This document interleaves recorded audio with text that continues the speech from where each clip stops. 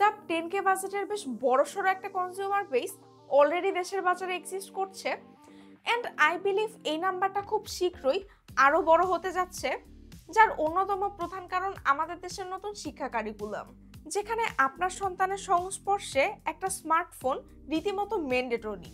And বলার অপেক্ষা রাখে না, মধ্যবিত্ত অভিভাবকদের কিন্তু একদম ফার্স্ট চয়েসই হবে এন্ট্রি বাজেট স্মার্টফোন। এছাড়াও senior citizen or moderate use সর্বোপরি 10,000 টাকার নিচে ওয়ালটনের এই রিসেন্ট রিলিজ অরবিট Y20 কেনা কতটুকু যৌক্তিক, সাথে কেমন ছিল আমার প্রায় সপ্তাহ দুয়েকের ইউজিং এক্সপিরিয়েন্স তাই শেয়ার করব আপনাদের সাথে। আপনাদের সাথে আছি আমি Anna and you guys are watching Tech trackers.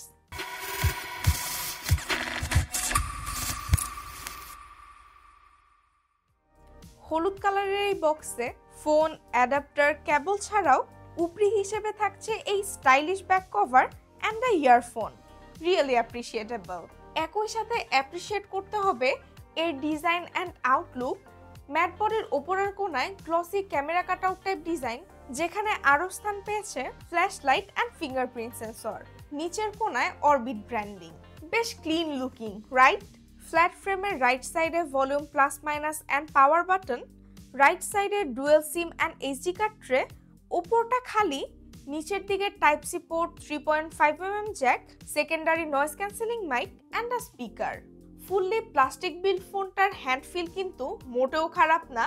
Wait just 186 gram and এর থিকনেস 8.9mm। সামনের ডিসপ্লের size 6.6 inch, HD plus display, resolution 720x1612 pixel and PPI density 269। একদমই সাধারণ স্পেক, বাট ডিসপ্লেটা কিন্তু কিছুটা অসাধারণ। 120 Hz টাচ স্যাম্পলিং রেট, সাথে বেশ কন্ট্রাস্টি অ্যান্ড কালারফুল একটা ডিসপ্লে। এইচডি প্লাস হওয়ার পরও ডিসপ্লেটা কিন্তু বেশ শার্প অ্যান্ড ডিটেলড। এই বিষয়টা কিন্তু বাহবা কুড়াবে। Regular using to content watching, I really enjoyed this panel. এর ওভারঅল ইউজিং এক্সপিরিয়েন্সও বাজেট বিবেচনায় বেশ এনজয়েবল। ডেইলি লাইফ ইউজিং এ যেসব কাজ like browsing, social media, YouTube watch ইত্যাদি ছিল বেশ স্মুথ।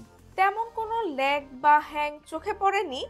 এমন পারফরমেন্স এক্সপিরিয়েন্সের পর জেনে কিছুটা অবাকই হবেন, এতে এসওসি হিসেবে আছে ইউনি SOC L3R, which isn't a very good processor, but 3GB plus 3GB rapid RAM, 64GB ROM, সাথে অপারেটিং সিস্টেম হিসেবে অ্যান্ড্রয়েড 13 এর গো এডিশন ইউজ করায় ফোনটির পারফরমেন্স ছিল বেশ সন্তোষজনক। ওকে, সাম কুইক টিপস। যে সকল অ্যাপের লাইট ভার্সন আছে, আমার কাছে মনে হয় এই ফোনে ইউজের ক্ষেত্রে লাইট ভার্সন ইউজ করাটাই বেটার হবে। এক্সটার্নাল এসডি কার্ড ইউজ করতে পারেন, কারণ ফোনের ইন্টারনাল স্টোরেজ যতটা খালি থাকবে লং টার্মে কিন্তু এটা আপনার জন্যই বেনিফিশিয়াল হবে। অ্যান্ড গেমিংয়ের ক্ষেত্রে এই ফোনে না গেমিং একদমই অ্যাভয়েড করা উচিত। লাইট কিছু গেম চাইলে ট্রাই করতে পারেন। 5000 mAh এর ব্যাটারি, বড় ব্যাটারি, বেশি ব্যাকআপ, যেমনটা এই বাজারের কনজিউমারদের চাওয়া আর কি। বাট 10 ওয়াটের চার্জার দিয়ে এই বড় ব্যাটারিকে রিচার্জ করতেও বহুত সময় লেগে যায়। But when it's come about battery backup, then surely এটা উইনার হবে। এই উইনার ট্যাগটা কিন্তু ধরে রাখে এর ক্যামেরা সেকশনেও, যেখানে এই বাজেটের ফোনগুলো লিটারালি আনইউজেবল পিকচার তোলে, সেখানে এর রেয়ারের 8 অ্যান্ড ফ্রন্টের 5 মেগাপিক্সেল সেন্সর দিয়ে তোলা ছবিগুলোর কালার, ডিটেলস, ডাইনামিক রেঞ্জ দেখে কিছুটা অবাকই হয়েছি।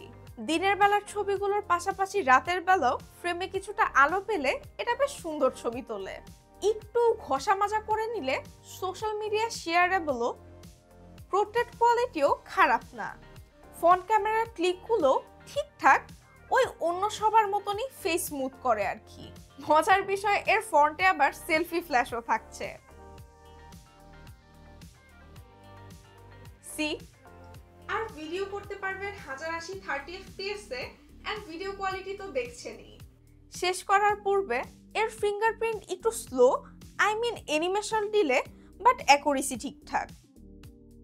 সিঙ্গেল স্পিকার হিসেবে স্পিকার কোয়ালিটিও খারাপ না। Now ending. সত্যি বলতে এই 9000 টাকা প্রাইস ব্র্যাকেটে এটা যা অফার করছে, এমন না যে এটা খুব মাইন্ড ব্লোয়িং বা যেটা অফার করছে সেটা আবার খুব খারাপ। মানে আপনি যদি মডারেট ইউজের জন্য একটা ফোন খুঁজে থাকেন, বা ধরুন আপনার সন্তান বা বাসার সিনিয়র সিটিজেনের জন্য 10,000 টাকার নিচে একটা ফোন খুঁজছেন, তাহলে কিন্তু এই ওয়ালটন অরবিট Y20 কে একটা চান্স দেওয়াই চাই। কি বলেন? যাই বলবেন তা জানান কমেন্ট বক্সে। ভিডিওটি ভালো লাগলে like, comment, subscribe. I will catch you in the next.